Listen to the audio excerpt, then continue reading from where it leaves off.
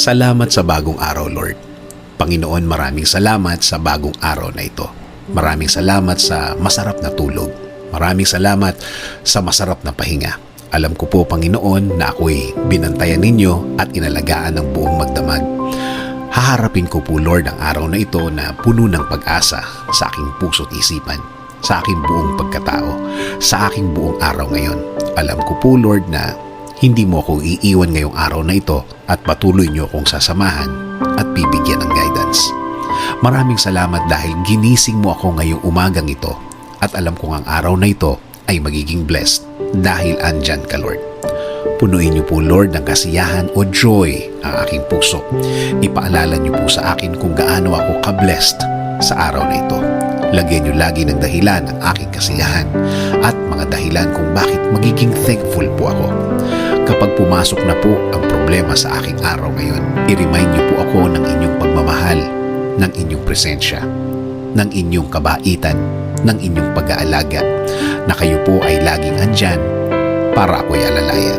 Kapag ako ay nanghihina, ipaalala niyo po sa akin na lagi po kayong andyan para ako'y tulungan, para ako'y alalayan, para ako'y alisin sa isang problemadong sitwasyon. Lord, kapag naalala ko ang aking problema, please remind me that you got me, that everything will be okay and fine. Please remind me also of my purpose. Kung bakit ako nasa mundo, kung bakit ako nabuhay, kung bakit ako andito para sa araw-araw, para paglingkuran kayo at mahalin.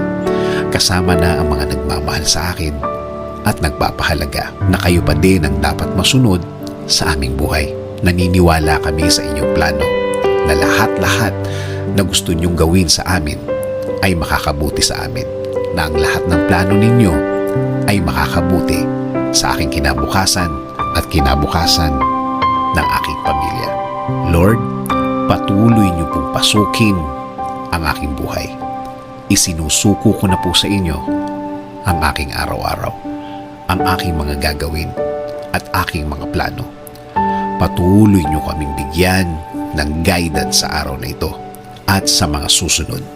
Alam ko po, Lord, na ang araw na ito ay mas mabuti, mas maganda, mas produktibo kesa kahapon. Dahil ang lahat ay magbabago kapag kasama ka namin, Lord. In Jesus' name we pray. Amen.